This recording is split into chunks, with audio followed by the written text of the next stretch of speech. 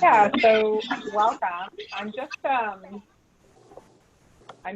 doing a screen share here. 1 second.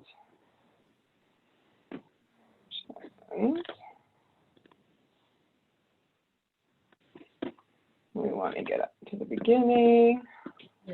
So first and foremost, it's great to see some faces of individuals who have not had a chance. I just want to go in, we'll go to Kyla's, it's not freezing, just grab the this is pissing me off, I don't want to miss anything. Sorry, I'm not sure that everybody's actually on mute. Sorry, if you guys just mute your phone or computer audio, whichever works best for you, because we are getting a little bit of feedback on the line here. I'm going to start my slideshow. So as I was saying, it's great to see some faces of individuals that I've had email or telephone conversations with who have not had the chance to actually meet in person yet. We had a big tour planned for Manitoba in the spring of this year, and then of course COVID hit, and so it's really unfortunate timing. But I do take comfort in knowing that the aquatics community has really banded together, and that's been really nice to see that unity so far throughout this pandemic. So for those who don't know, I'm the Swimming and Water Safety Representative for Manitoba, Northern Ontario, and Nunavut. I started this position in September of last year. It's been quite the journey. Today I'm going to talk a little bit about the role of the CRC during the COVID pandemic, specific to aquatics. I'm also going to talk about Manitoba-specific guidelines just a little bit, the CRC certification extensions, as well as our program standards addendum. So it's really important to us at Red Cross that we sort of clarify our role in the reopening process of facilities. So our focus is specific to the extension of certifications and the addendum of our program standards, which allows you as training partners to comply with provincial regulations. So as a national organization, this has been challenging for us because every province is doing things a little bit differently. And so sometimes it feels moving really slow. But we are doing our best to create those resources in as many languages as possible to support our training partners across the country. Manitoba is literally ahead of the curve, which is fantastic. It's really exciting. But we're in a position where we kind of get to be the guinea pigs for the rest of the country. Ultimately, it's important you remember that your provincial regulatory bodies, in this case, Manitoba Public Health, is going to determine your operational requirements, and they're going to issue all operating permits as they normally would, okay?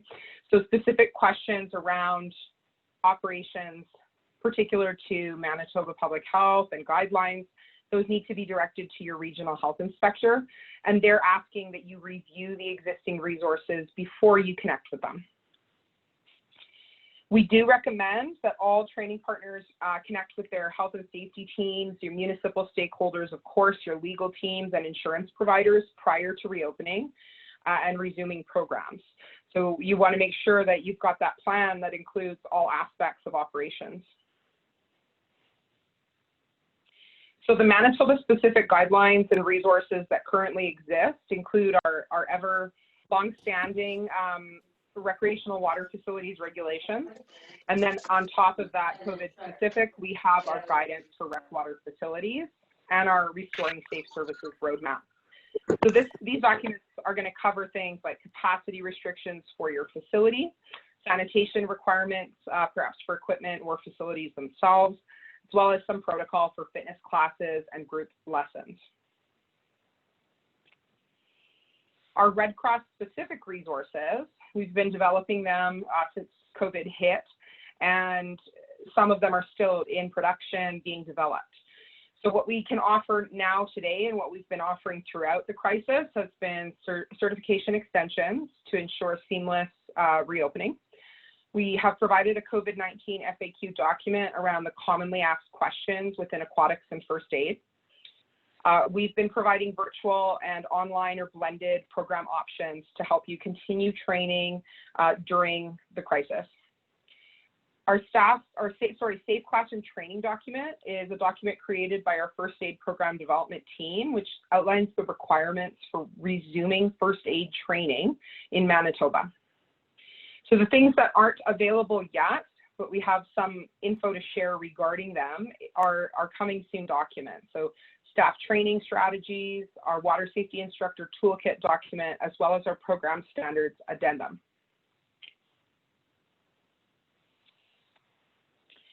So you might be wondering where to find the resources, and we do share through email to all of our training partners when we upload new resources, bulletins, and e-news. If you aren't getting those emails, at the end of this presentation, there's a link to subscribe for those emails. But additionally, we are always, as usual, encouraging our training partners to log into My Red Cross, which is our online platform. You're going to click the resources tab, and at the very bottom, you're going to see COVID-19. And this is one central repository where we're storing all of our resources and FAQs and other information around COVID-19. So regarding our certification extensions, so we have 5 areas to sort of touch on. So first aid and first aid instructor awards are considered valid 90 days beyond their expiry between March 1st and sorry, I should say June 30th. My apologies. WSI, assistant lifeguard, and lifeguard awards have been extended 120 days between March 1st and June 30th. Assistant lifeguard and lifeguard instructor awards are extended to December 31st, regardless of their expiry within this year. And instructor trainer awards from the 2019 cycle are valid through to 2021. And we're reevaluating and updating certificate extensions month by month as needed. So this shouldn't be a barrier in any way when reopening your facility if you're utilizing our Red Cross Lifeguard program or our water safety instructor program to run your programs.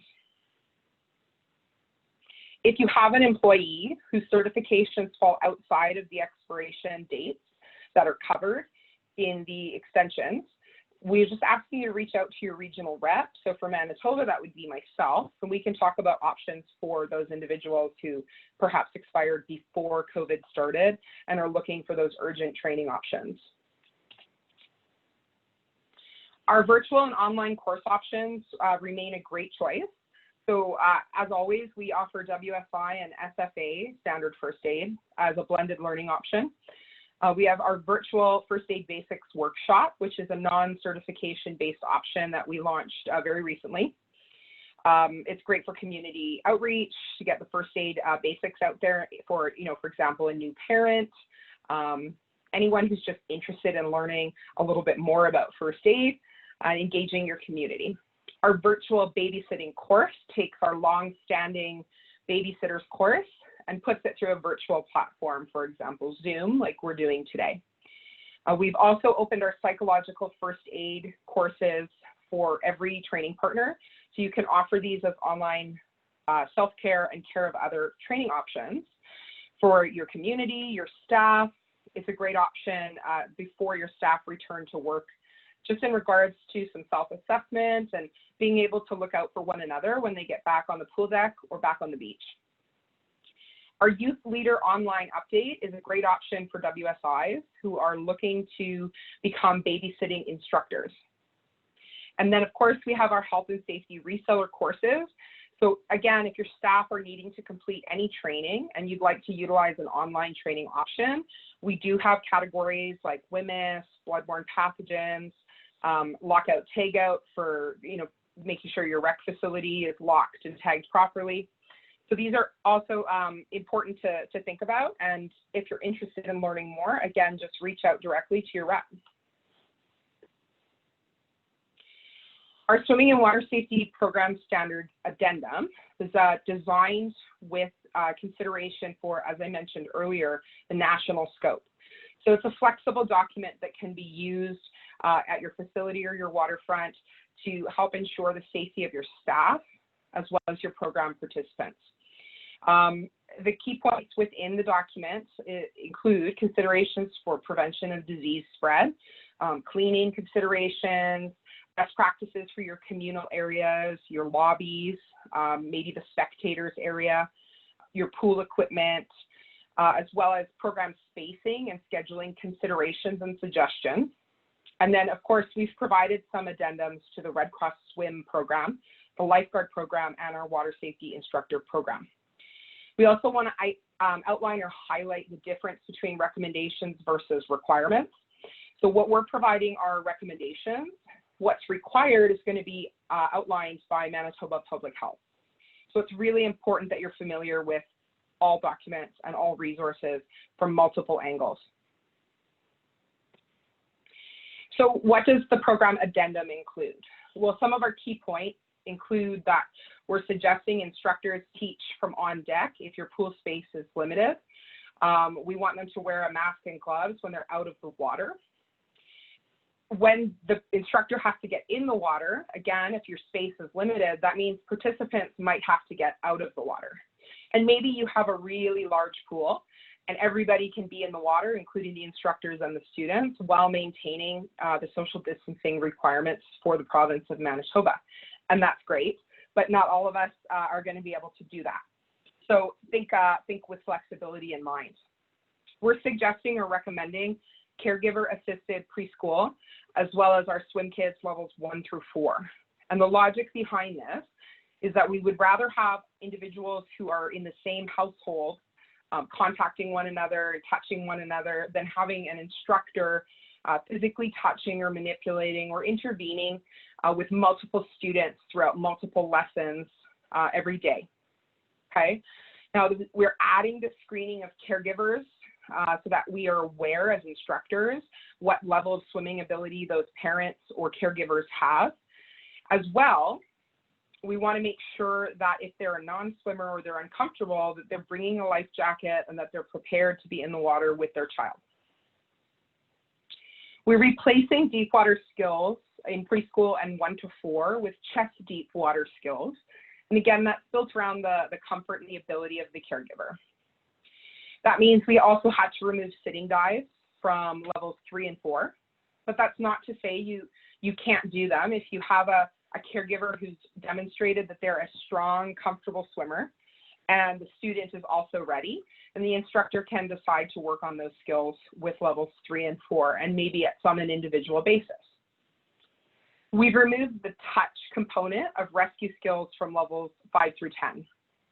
Okay, and we're also suggesting that if you're running Swim Adapted, which is going to require a one-to-one support for the student, that the caregiver is most certainly in the water, not the instructor, when teaching those classes.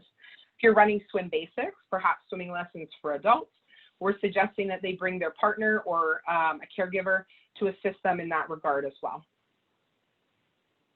We're removing the use of personal equipment for lesson participants. Sorry, I've worded that wrong. We're suggesting you remove your pool equipment during swim lessons and that you encourage participants to bring their own equipment.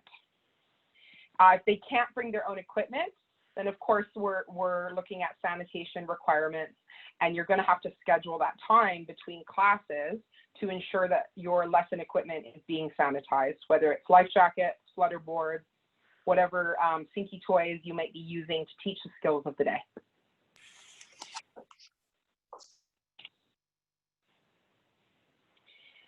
Moving into our lifeguard moving into our lifeguard and instructor development program, we are outlining a few key points here as well. So ultimately determining your need and scheduling these courses only as required or necessary, focusing on smaller groups to control the spread of any disease. We're utilizing virtual and online options as much as we can. We want to maintain social distance, and we're suggesting that course participants wear a mask out of the water at all times, okay? We're also recommending that gloves are worn wet or dry, and that they're changed and discarded frequently. And so those extra products that you're going to need for running these courses is probably going to need to be built into your course costs when scheduling and advertising. Keep in mind, we're recommending to adapt group work and icebreakers. And I like to use the example of a flip chart paper, and we have one marker and 3 or 4 people gather around one flip chart paper. You know, we have to start thinking outside the box and kind of move away from that type of group work. It doesn't mean we can't do group work and icebreakers. We just have to be flexible in how we adapt those activities. We are encouraging and recommending the use of individual mannequins wherever possible. We recognize that not every facility can afford to purchase these mannequins, and so you may network within a community to share mannequins, and with the proper sanitation and disinfection in place, that can be done. If you have to physically touch or come into contact, remember that your provincial regulations are still the priority. But if you have to come in contact and touch, we want to pair those partners and teams with consistency, and perhaps where possible, if 2 people live in the same household, makes logical sense to partner them together.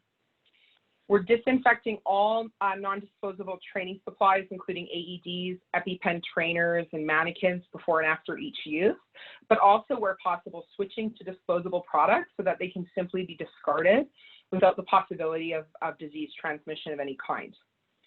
And then lastly, we're looking at strict protocols for hand washing and meal breaks as part of your course schedules, and 100% preventing the sharing of masks, valves, lungs, and whistles. And I think of myself as a lifeguard as a teenager, and you're running up on chair, it's your turn, and you can't find your whistle. So again, I think those days are behind us. We have to make sure that when we're running these courses that our students are bringing their own equipment and sanitizing and disinfecting that equipment with consistency and regularity. So as far as what's next for Red Cross, we're watching closely every day as to how COVID evolves. Again, we're a national organization, and we're attempting to provide resources that are applicable and flexible for each region within our country.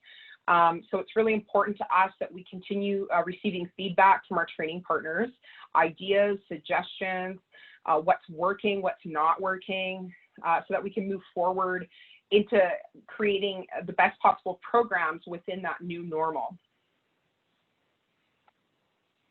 And so lastly, I just want to share some connection info so that you can keep up to date on what we are doing at Red Cross.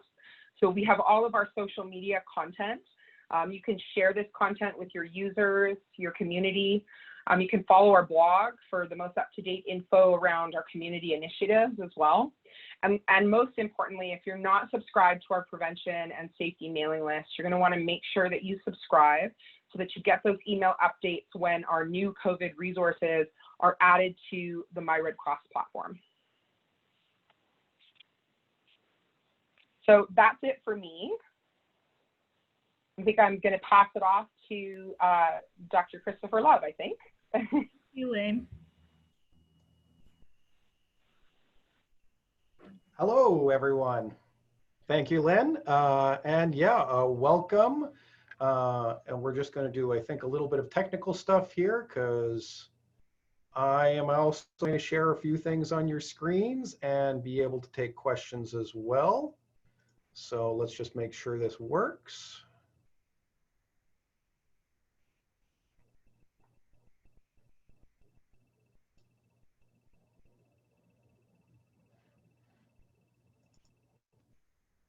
Okay, MJ, can you nod at me? Can you actually see a power? Excellent, thank you. Yeah, just we can all see and hear you.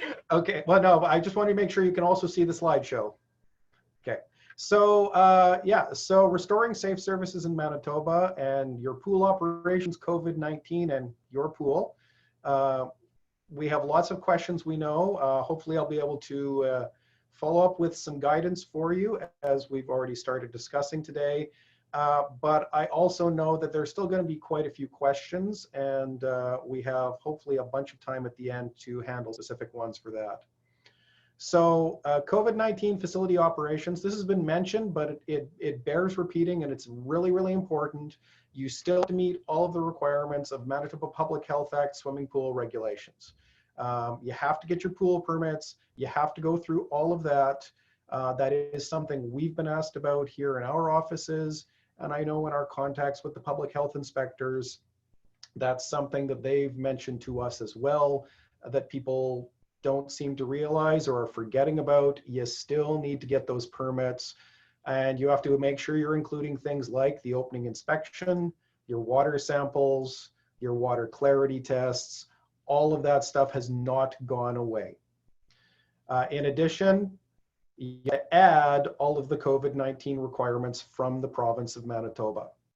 And so some of those, as we will discuss, are legal, that you absolutely positively must do, but the province has also issued some guidelines or suggestions in a few cases. And so as you're navigating through this, Lynn mentioned it, but I will repeat it because it's really important. Reach out to your local health inspector and find out exactly what they are going to require for your operation based upon your given conditions. Because again, as the pictures on this page illustrate, all of these are aquatic facilities in the province that I've taken pictures of, and all of them have different requirements, although actually one of them's closed. But for Life Saving Society, we have produced national information bulletins to assist you in adapting to the pandemic requirements. And so that's the direct link at our national website, but just a second. If you just go to our national website, so this is the main page of our national website, lifesaving.ca, and there's a purple tab, which is called Safety Management Services. You can learn more, and we have the nice little COVID-19. And so nationally speaking, as an organization, we've spent a lot of time going through. But we've gone through with, as you can see, things like resuscitation and first aid recommendations, cleaning down decontamination and water management. I practiced that before this too. Your recommendations for progressive reopening. Don't try to open everything up all at once. There's so much going on with COVID. We've given you recommendations on how you can do this in stages to make it easier for you, your staff, and your public. And also recommendations for aquatic staff training. We've got additional guidelines that are kind of an addendum to that initial information bulletin on the progressive reading. And if you are dealing with a local swim team, because you have a summer swim team league or something like that, we're not quite there yet for the province, but I think we're getting closer. Things to think about for return to safe sport for your organizations. And so that's at the national website.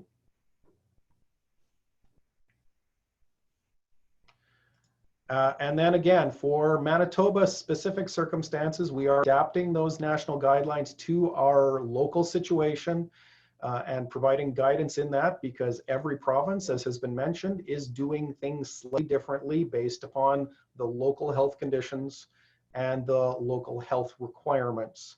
Hopefully most of you are familiar with our website, and we've actually done right on the main page. If you go visit our main news bulletins down the center, but we've created the COVID-19 information sidebar. And so everything that I'm mentioning from society, our national bulletins that I just showed you are linked there, and all our Manitoba specific ones, you can grab at any time by going through the list that I've just highlighted here on the right, okay? And so these are being constantly updated, as you can see the dates. As more information becomes available both nationally and provincially, we will be adding to these, supplementing these, replacing these as is appropriate during the circumstances. There's a lot here, so I'm not going to read it all out to you today, but I can certainly handle specific questions on anything that we're going through. Now, of course, I know this is something we've certainly got a lot of questions on from the office, and I just wanted to spend a bit of time. Government of Manitoba's Restoring Safe Services Plan has multiple resources. These are the main links given on the page. But for those of you who've had to try navigating this, it can be a bit of a maze.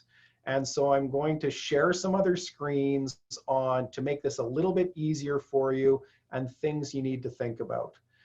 So there are a few there. And again, this will be shared afterwards. You'll have the recording. And if you email me, my email will be at the end. I can give you this specific PowerPoint slideshow in a second. Wrong slide, but in terms of government resources to look out for, if you have not used it, Engage Manitoba, the Restoring Safe Services Phase 2 page.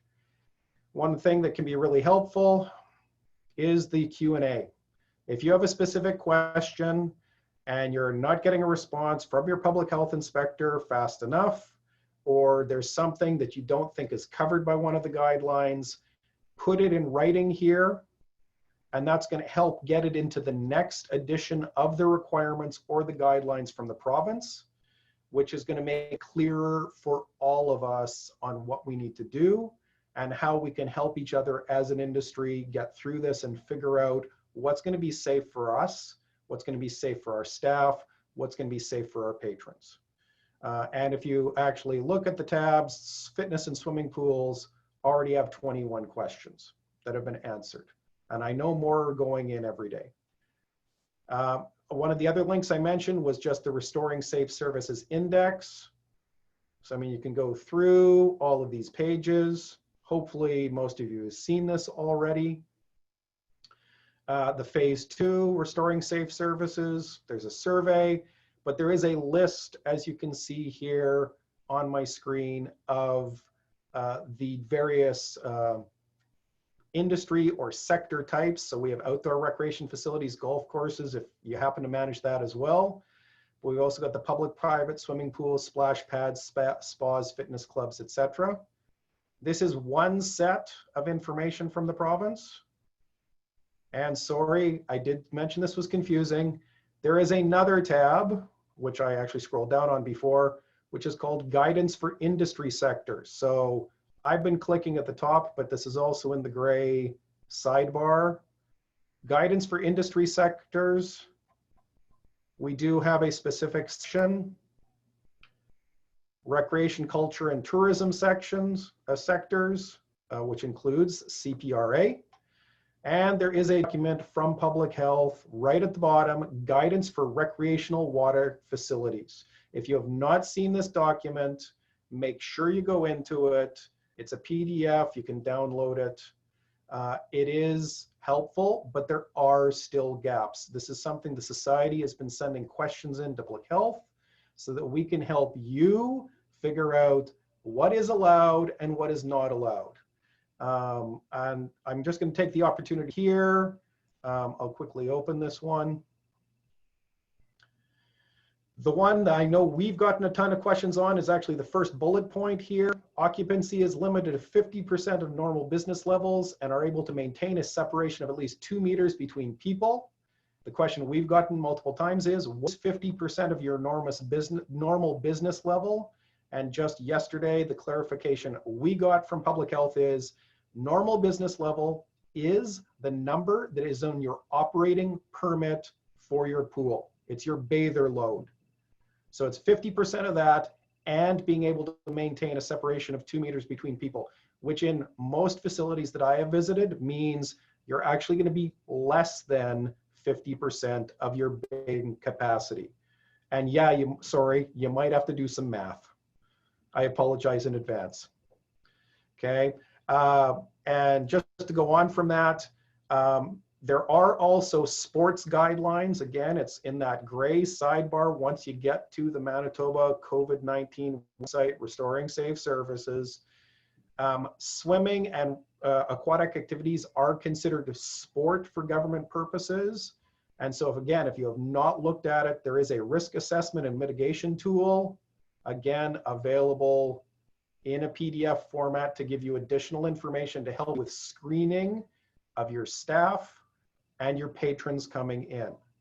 And if you haven't looked at this, this is going to help you with your checklists as you're getting ready to reopen. That's my general overview at this point. I can answer specific questions about society policy. We have this limited time format for this presentation today, only an hour, and I fully expect there are tons of questions. Rather than me rereading everything from our documents, I think it's much more important to try to address what you may have. I know while Lynn was speaking, I saw several questions come through on the text. And I think MJ is going to be our moderator in a minute or two here to see if there are audio questions or if we do want to progress with any more video chat questions or whatever is appropriate.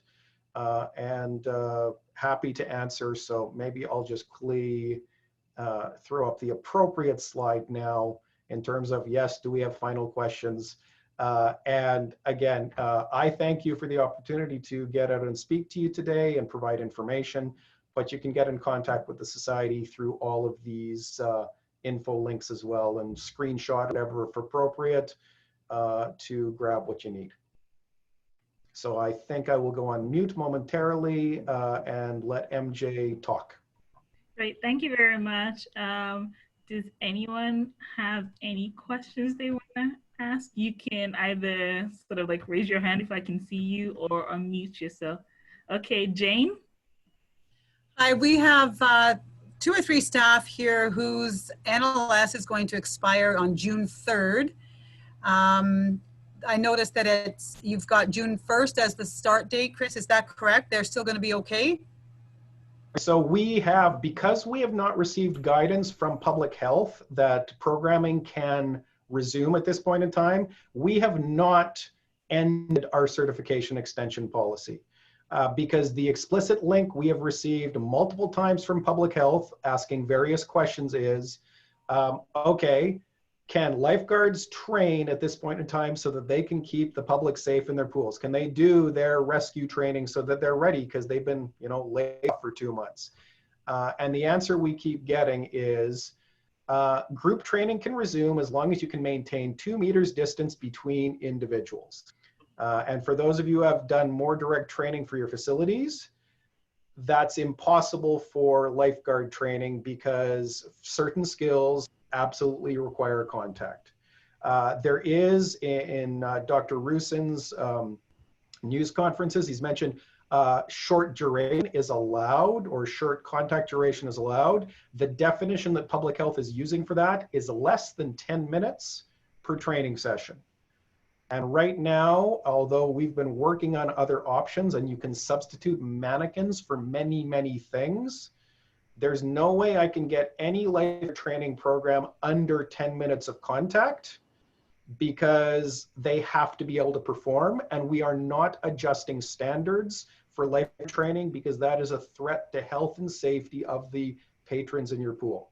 So we are continuing to keep the certification extension open. So if you have people who expired on June 3rd, they're still not expired because they're still within that window, Jane. And it may extend into July depending upon what we get back from public health. As soon as we know, trust me, I will be letting all of you know through every channel I can. But we're not getting a straight answer right now from public health on when they'll let that guideline change. Will they consider lifeguards essential workers and allow them to breach that contact rule for emergency training? I have not received the go-ahead on that. I have not received an answer on that actually at all. So I think they're still considering the options on that. And I wish I could tell you differently, but sorry. No, that's okay. Are you then saying that we should not be running NLS courses right now? If you contact Kathy in the office next to me, she will tell you, no, you cannot run National Lifeguard courses because we have not received permission from public health to allow that training to take place. Look, again, I totally understand. We all want to get our staff up to date. Trust me, I want to get some money coming in the door so that my salary actually gets paid. I know we all want to do that. We all want to make this more semi-normal. I get that. But the safety factor right now is unfortunately just too much of a concern. Okay, and then Lynn, what about the Red Cross lifeguarding? Right, so we've provided those flexible standards so that when restrictions, as they loosen and as it becomes appropriate, as far as provincial regulations stipulate, that you can meet those flexibilities. But we're also deferring to the provincial regulation. And so as Chris said, if you have to maintain that distance of 2 meters. You have to really connect with your occupational health and safety, your legal teams, and find out whether or not that's something you want to do for staff, you want to do that for public. It's a decision you have to make, and it's one that involves a lot of key people within your organization, that you have all angles, looked at before you move forward with that training. We have provided that standards addendum so that when the flexibility or the loosening of restrictions happens, as far as the province of Manitoba is concerned, that you can run your programs within those requirements. Okay. But we Thank can't you. speak to, we just can't speak to or change the provincial requirements. Oh, for sure not. Yep. Yeah. Okay, thanks. As we all know. We have a question in the chat box from Zoe. She said, many of the COVID resources say that they recommend a supervisor for physical distance on top of lifeguards. Is this necessary during swimming lessons as well? I can say we would recommend that. That is part of our guidelines for Life Saving Society. And currently it is actually a requirement from public health in the materials that I was showing. They have specifically stated that lifeguards are not responsible for physical distancing in your pools, that another staff member is required. And your public health inspectors are probably going to re-emphasize that when they get to doing your reopening inspections and everything like that. Thank you. So we also have one from Ariam Peterson. I'm sorry if I didn't pronounce your first name properly.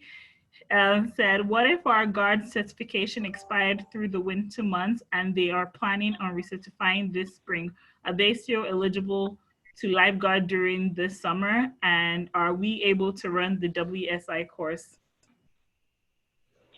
So if they are holding the Red Cross Lifeguard Award and they've expired outside of those dates that we've provided in the presentation, March 1st to June 30th, on a case-by-case basis, we're just asking you to reach out to your rep. So that would be me in this case, and we'll look at what your options are. As for the WSI course, again, those provincial requirements are still in place, 2 meters. We're suggesting that if you have to do partner work or group work, that you're pairing individuals who are in the same household to begin with. So it's not to say that it's impossible to do this training, but you do have to comply with provincial regulations while you're running those courses and staff training. Okay, thank you. We have a question from Jill. Go ahead. Hi.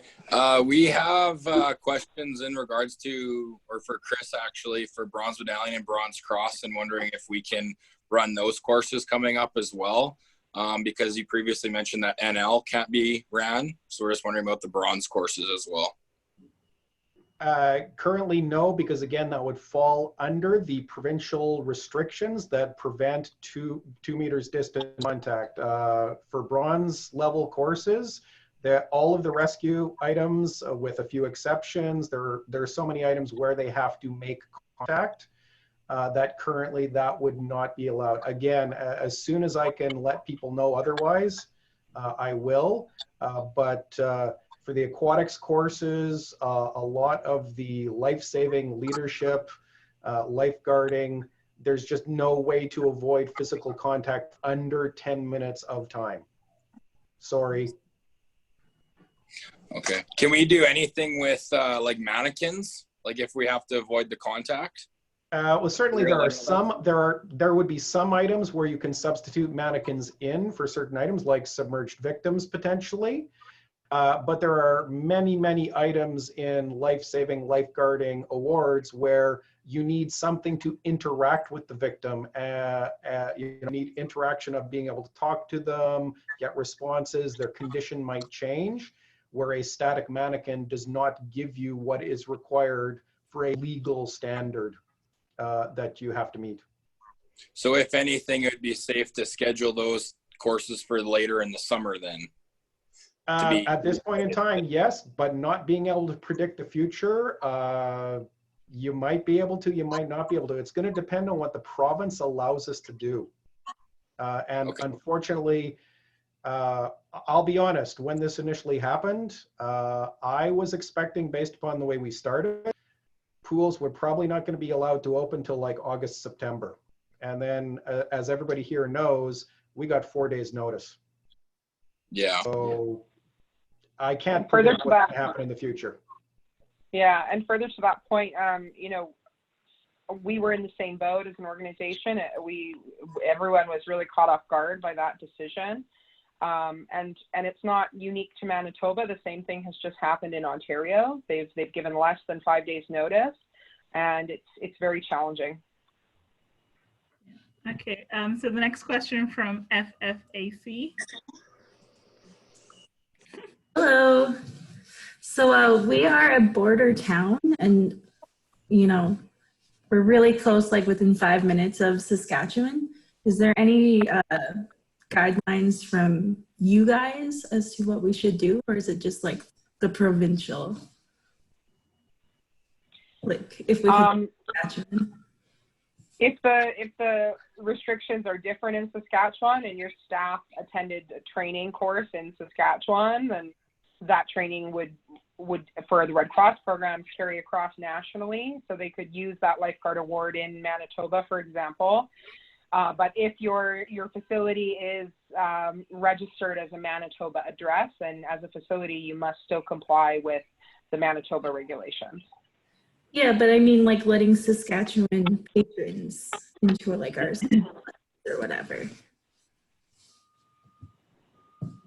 That's a really good question. I think your community, your council should be involved in choosing how you want to approach that, whether it's specific to economy and tourism for your community.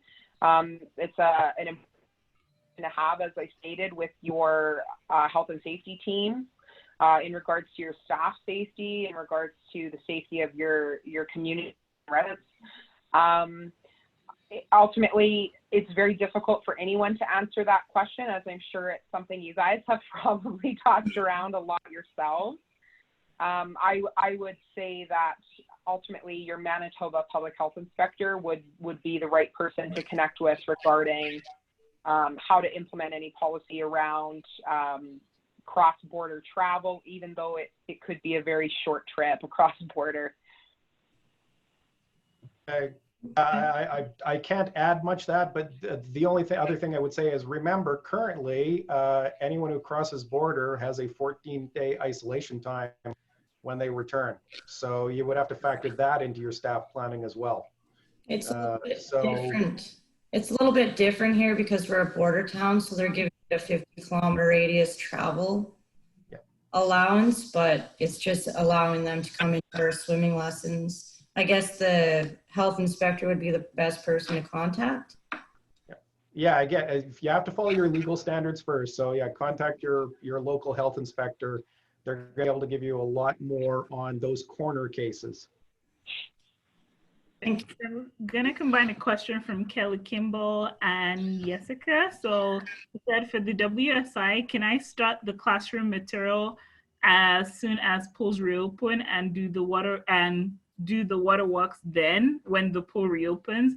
And then Jessica wanted to find out, do all pools need a reopening inspection from the health inspector?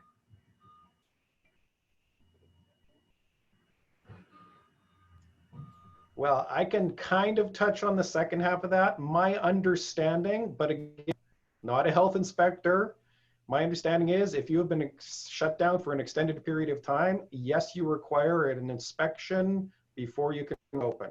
For those of you who are seasonal facilities, automatically you had to anyways.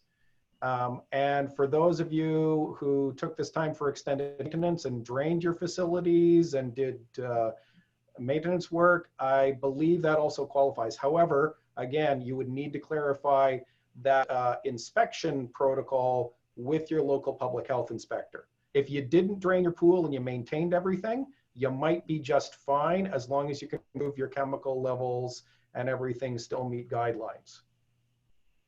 Okay, while we wait for Lynn to reconnect, we can move on to the next one. It says, if we required that bronze participants bring their own victims from their household, would we be able to run the courses? That is a potential thing you could work with. My recommendation would be just contact my colleague Kathy at the same contact info as me. We'll make sure we get it. But yes, that is one of the options that we give in our resumption of training guidelines. It is going to create other limits to your programming, so realize that in advance before you take that option. But it is one that, yes, potentially we can work with because it is in our resumption of training and class guidelines nationally. Okay, so Lynn, just back to the initial one. Can they start the WSI classroom training and do the water walks when the pools open? Right, and thanks so much for moving on. Sorry about that, guys. Yes, you absolutely can. Our program standards addendum reflects that with consideration for COVID-19, you can enroll participants in the online portion. They can begin that aspect or complete that aspect. They can also do the classroom training aspect as long as they're complying with the social distancing requirements. And then as far as the hands-on physical, contact portion of the WSI course, you can do that when your pool reopens and when the social distancing restrictions loosen. Technically at this time, you could still do your skills evaluation as well. Again, as long as you're maintaining that social distancing requirement when the participants are in the pool demonstrating their skills. Great, thank you.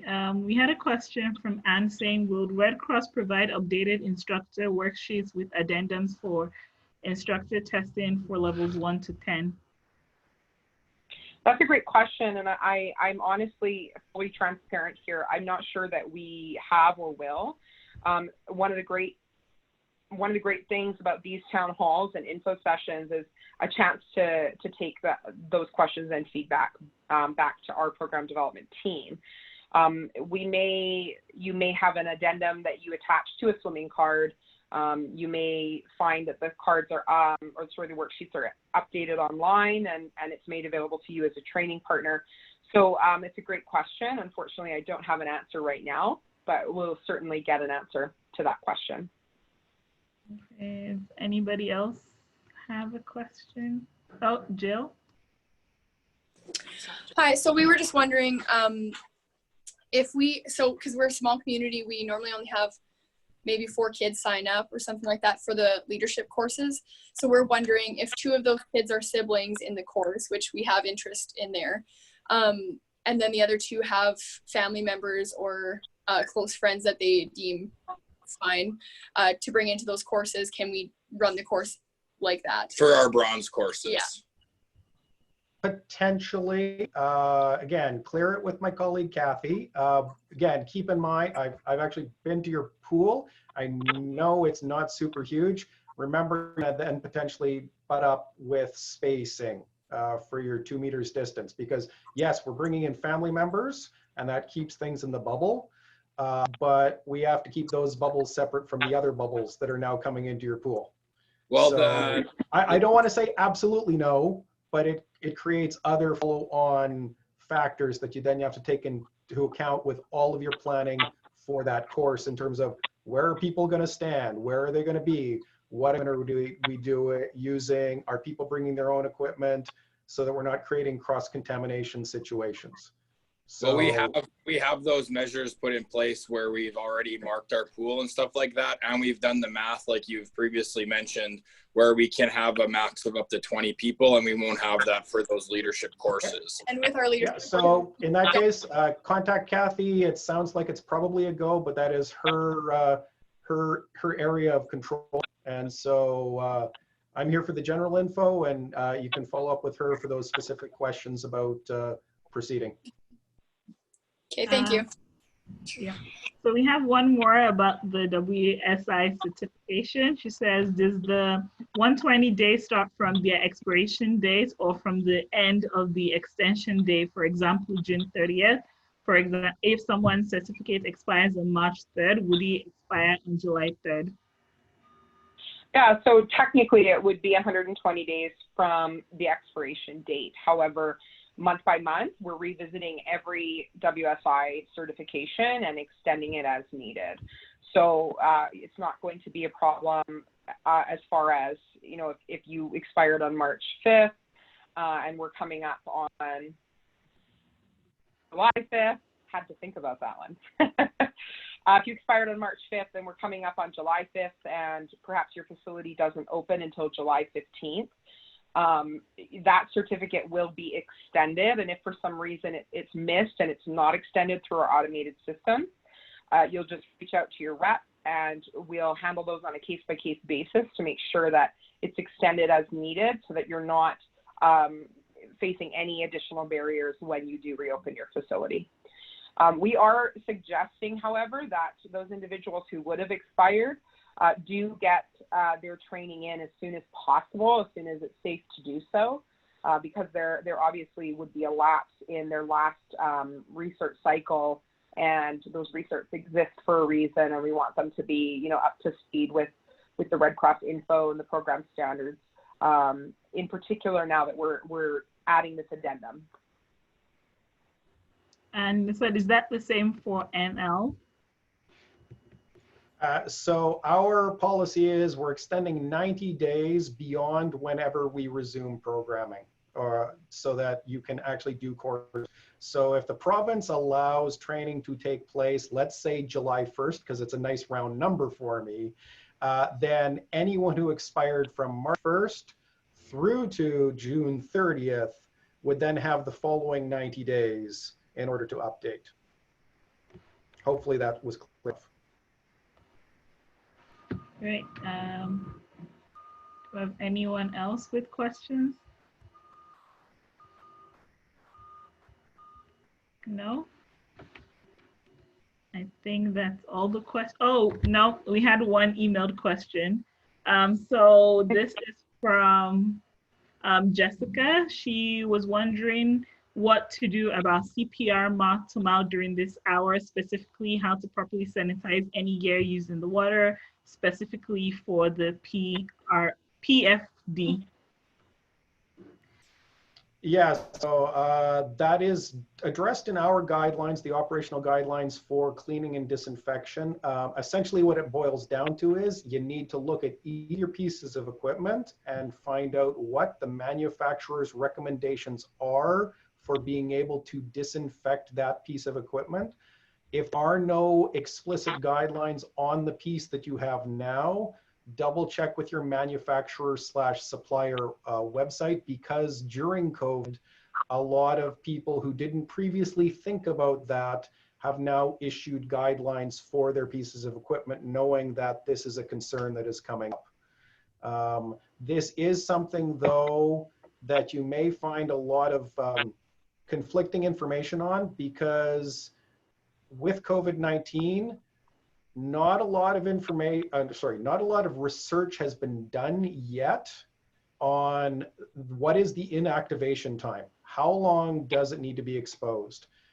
Initial stuff out of the US with the CDC said, soak it with pool water. And it's properly treated pool water, you're probably okay because chlorine kills everything. But nobody's actually done the research to figure out, is that actually true? Coronaviruses generally do not survive well in water. Most coronaviruses, like the common cold, in treated water die very, very fast. But because this is a mutated version of coronavirus, the research eventually needs to be done to figure out, does it react exactly the same way as the other ones do? And we haven't seen the scientific literature on that yet. So go back to your requirements from your manufacturer is the best I can say, and follow those. And yeah, you'll see in guidance from the society right now, we use the best possible information available at the time, which is take everything, soak it with pool water for 15 minutes, should kill it, cross our fingers, based upon what is available and coming out of the US. But that literally means for things like life jackets, PFDs, it needs to be soaked both sides, which means you're probably sinking it under the water. So you're tying it to a brick or something so that it's actually all the way submerged, or you're putting it one side on the water for 15 minutes and then flipping it over to the other side for 15 minutes so that every surface is treated. So if you think about that a moment, that is very labor intensive for your facilities, and you may want to reconsider using any of your own facility pool equipment because of these guidelines. It might be, sorry, we're going to remove the life jackets and you have to bring your own. Now, I'm a safety advocate and I hate having to say that because I want everybody to use life jackets every chance they get. But it is one of those legal things you have to think about because I guess we're getting close to the end, but the most terrible thing you want to think about here is if somebody gets COVID in your facility because disinfection guidelines are not maintained, I hate to say it, but that could be the end for your facility. And I don't want anyone in the community to have to go through that. We want everyone to return. People want semi-normal, but we have to maintain the safety. Great. Thank you very much. If we don't have any questions, I don't see. Is there going to be a lesson size limit for levels 1 to 10, and do parents count towards the size limits? Right. So we've avoided putting any specific numbers on class sizes just because the size of your pool is going to dictate what you can facilitate or can't. So if your pool is large enough and you have enough instructors and support staff to facilitate regular class size numbers, then you can go ahead and do that. Again, keeping in mind that 2-meter requirement for social distancing while teaching. So I think of such a vast array of pools, from the Selkirk Park, the big swimming or the big ice cream bowl, huge circle, where there's plenty of room to spread out, versus your standard community 5-meter 5-lane swimming pool, which is going to be a bit more restrictive in terms of how you can spread out a class, right? So no, we haven't adjusted our numbers. That's ultimately going to be something you decide with your public health inspector, what number works. And then as far as safety supervision, what number of instructors would be required to provide that supervision while teaching that number of swimmers with respect to our ratios as originally stated in our program standards. Okay, and the last one is from Kirsten. She said, does anyone have any amazing ideas on how to enforce the 2-meter social distancing in pools or spray parks? I can share a couple that have come to me. I mean, repurpose your pool noodles. You've probably seen online people with pool noodle hats and everything. That potentially might help out, especially for the kid crowd, for things like spray pads. You may have to divide up your pool into sections with additional float lines and lane ropes. Again, making sure they get disinfected. But it may come down to, as per the current guidelines from the province, you literally might have to have a pool attendant assigned who is policing social behavior in your pool and keeping people separate. And I know that sounds terrible, but that's probably in many cases, depending on the age group you're servicing, going to be the way things work out. It may not be super exciting, but it might be the reality. Okay, thank you very much. I think that's all the time we have. If you have any more questions, you can email them to myself or to Chris or Lynn. The presentation will be made available within a few days, as well as the recording of this town hall, so you can sort of watch it again and sort of listen to the questions and the answers and all the suggestions. Thank you so much, Chris. Thank you so much, Lynn, for making the time to be here today and sharing all the amazing information that you have. And thank you very much to everyone for showing up today. Thanks. Thank you so much. Take care, you guys. Thank you. Thank you, everyone. Stay safe.